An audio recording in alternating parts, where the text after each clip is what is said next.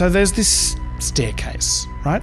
I've been thinking about this staircase for a week. It has 8 steps. It has a black banister on both sides. It is narrow, about the width of a standard doorway. 2 people could squeeze past each other, but not comfortably. This staircase is the only access point to the jail cell where billionaire financier, pedophile, sex trafficker and alleged spy Jeffrey Epstein died on the night of August 9th, 2019. And I've been trying to figure out whether someone could go up those stairs without being seen by the one working security camera in the cell block. This has consumed my entire brain. I'm struggling to think about anything else. And it's all because of a man named Dan Bongino. I got the Epstein story. He's a former Secret Service agent who became a prominent Trump-supporting TV and podcast host. This is what I'm talking about by this global cabal of people. They trade in access and info. Those are the 2 things people like you and I don't have. For most of the 6 years since Epstein's death, Bongino has been stoking conspiracy theories about it based on his various sources. Bill Clinton was on the plane with some women who, according to my source, looked underage. A number of my sources have said as well, of people with underage girls pushed by Epstein to have sex with these people. They're on tape. Who has the tapes? Bongino's theory from his sources was that Epstein was at the centre of a blackmail operation and that one or more of the victims of that blackmail operation may have had him killed in his cell. It's unbelievable. The guy killed himself and now nobody's going to know. Cut to this year, and Dan Bongino is now the deputy director of the FBI. And he now says Epstein wasn't blackmailing people. And he had no evidence of anyone else committing crimes, and he killed himself. You want me to? I've seen the whole file. He killed himself. No inverted commas that time. Dan Bongino says that he is entirely convinced of it because video evidence shows nobody could have gone near Epstein's cell that night. Nobody could have gone up those stairs without being seen. There's video that when you look at the video, you're going to see there's no one there but him. But here's the thing. That's not what the video shows at all. I'm Matt Bevan, and this is If You're Listening. Okay, just turn that off. We need to get back to this staircase. So this staircase I'm obsessed with. In the video Bongino released, you can only see the left-hand banister as you're walking up the stairs and a little sliver of the steps themselves. The whole video is very low resolution. Let's run this through video enhancement. No matter how many times I lean over her desk and say, zoom in and enhance, our video editor Beck can't make the picture look any better. Making it bigger doesn't make it clearer. It does on CSI Miami. You might have heard about a missing minute on this video though, but I actually don't think that's the most important thing about this video at all.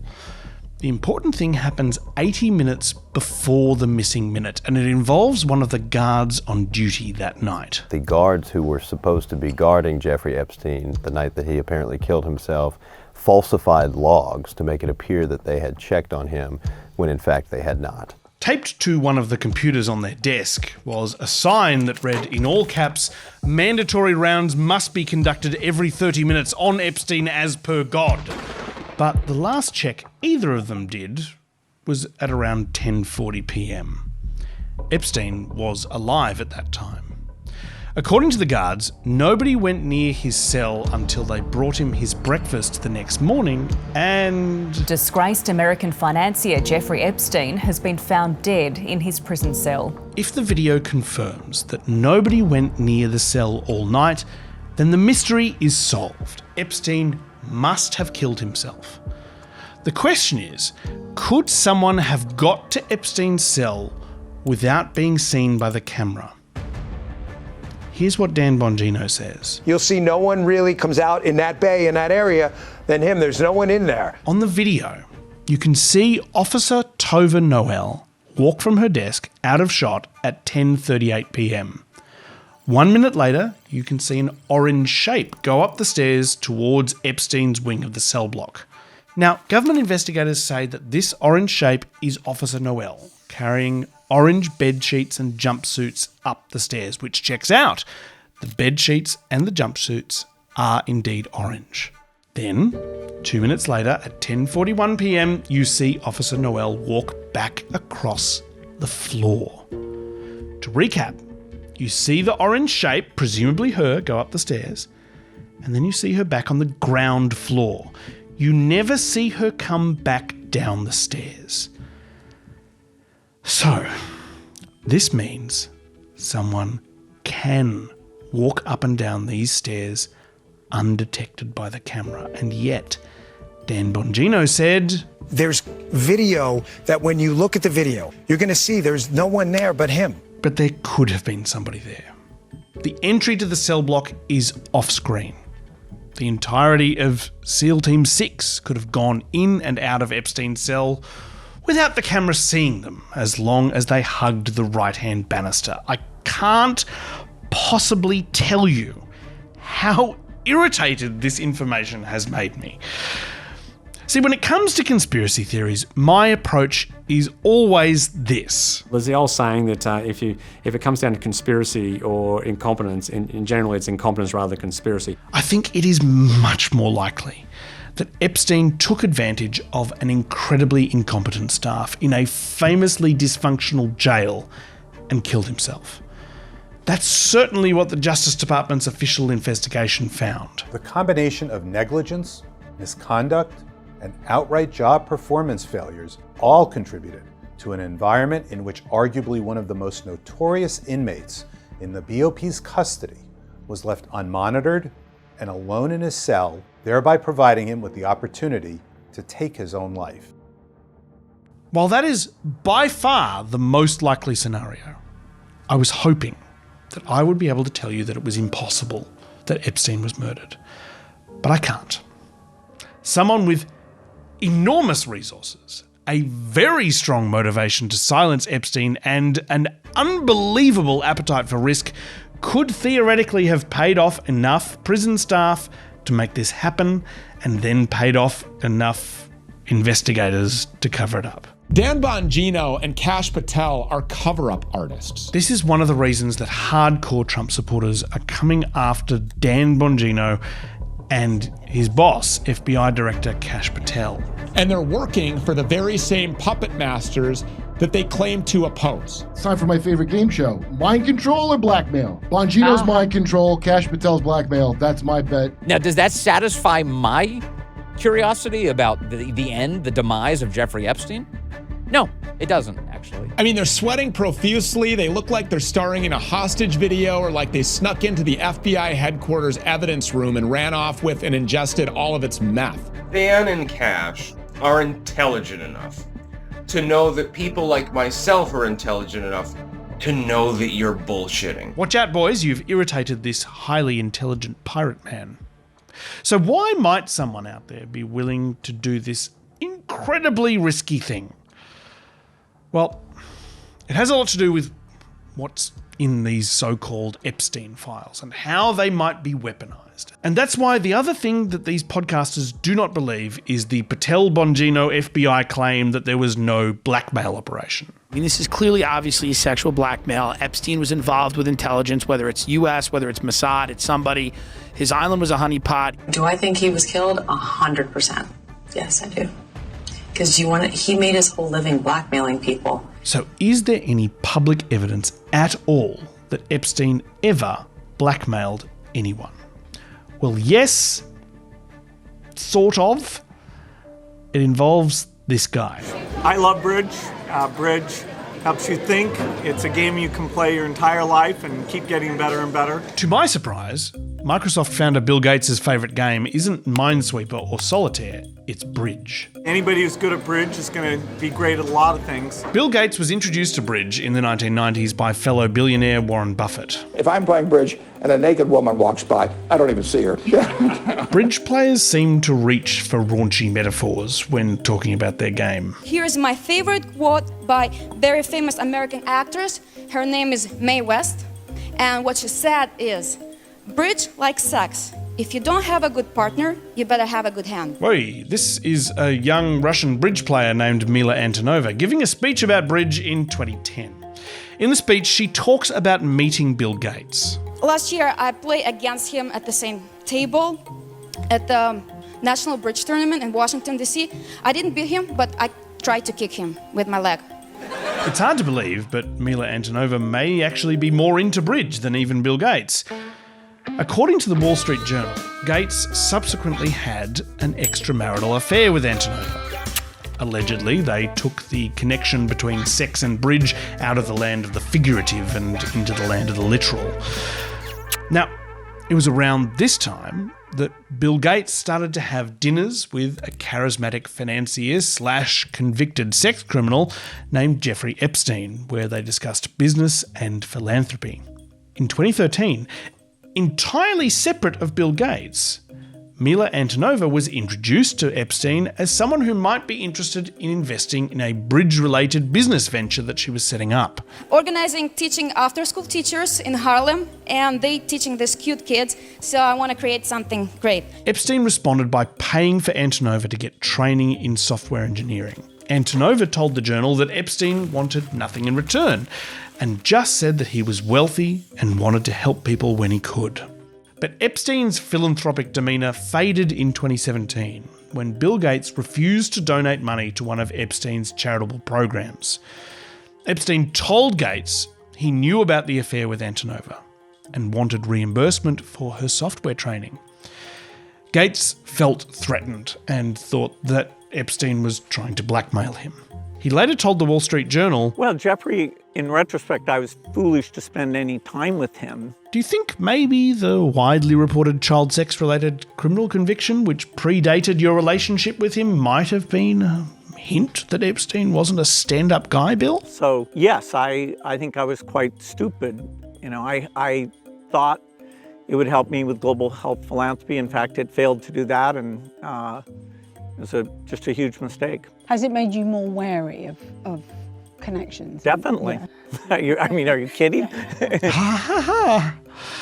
Now, to many people in MAGA podcast land, this story was what they were after. Bill Gates was being blackmailed by Epstein to try and get money out of him, which is but a keyhole into the whole Epstein conspiracy, but basically confirms what we all believed is likely true. Epstein was blackmailing powerful individuals and trying to control them. This is the beginning of a 2-hour podcast titled Epstein Conspiracy Confirmed, which came out back in 2023 when the Bill Gates blackmail story broke.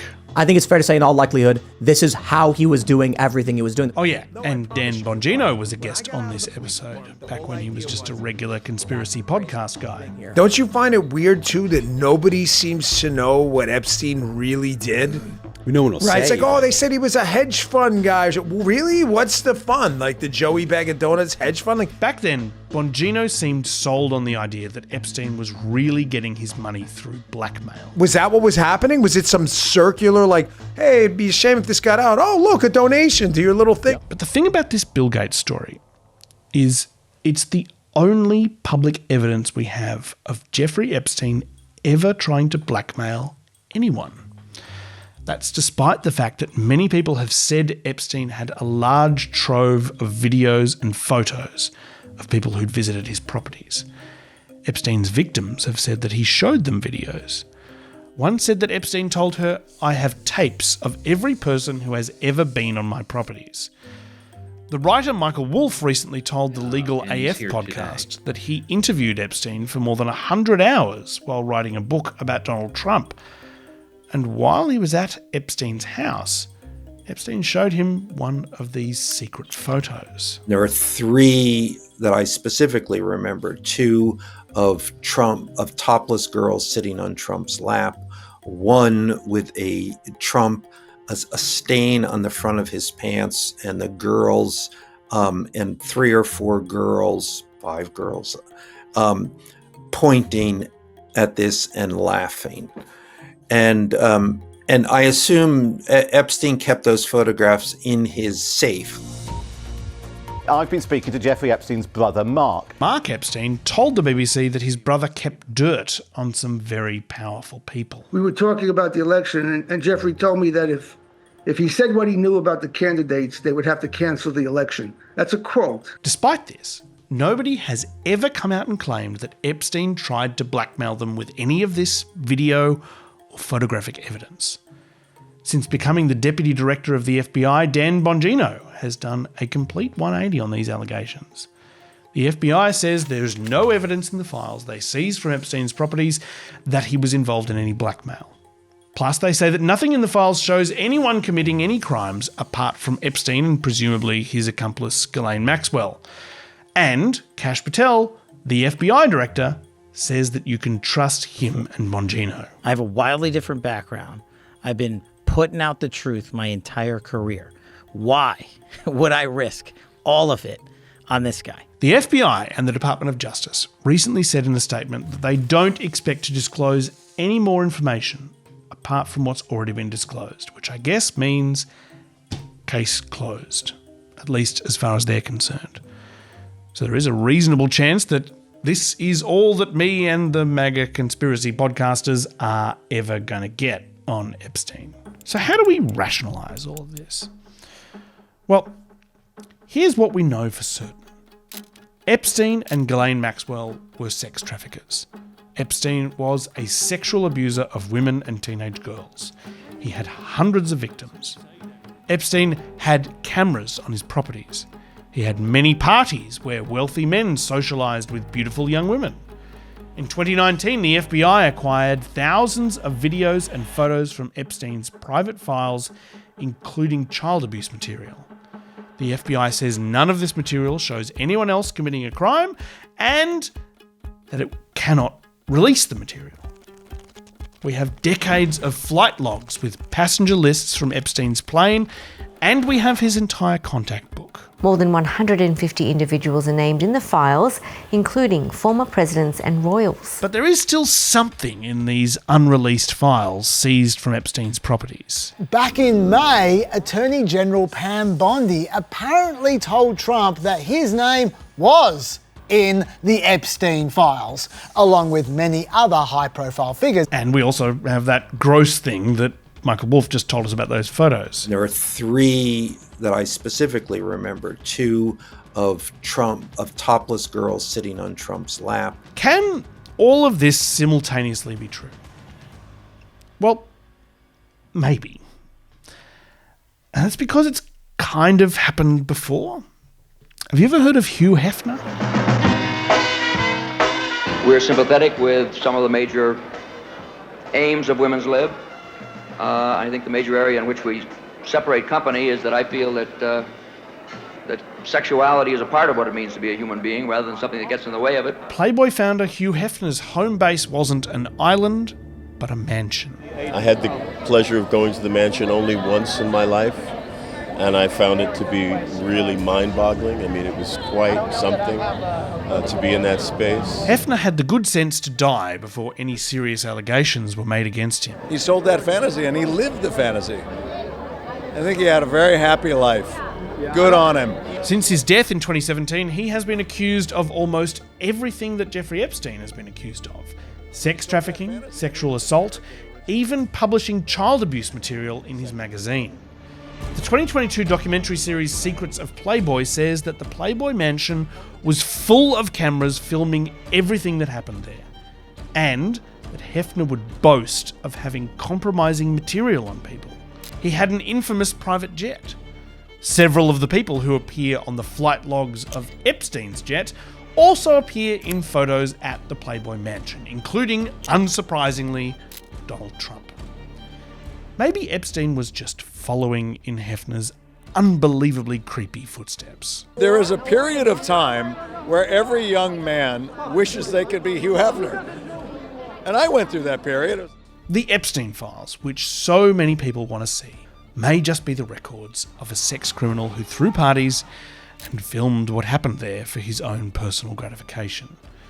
The videos in the FBI's possession may just be creepy videos of Epstein's guests doing things which are apparently not illegal. If that's the case, we probably will never see those videos. I think a lot of people want this to be a spy story or a story of a blackmail ring. That would be a lot more satisfying than the more likely story that a well-connected man was able to do terrible things for decades. The American justice system was too incompetent to bring the powerful to account. Now, is it just me, or does that story sound much more likely? Who has the tapes?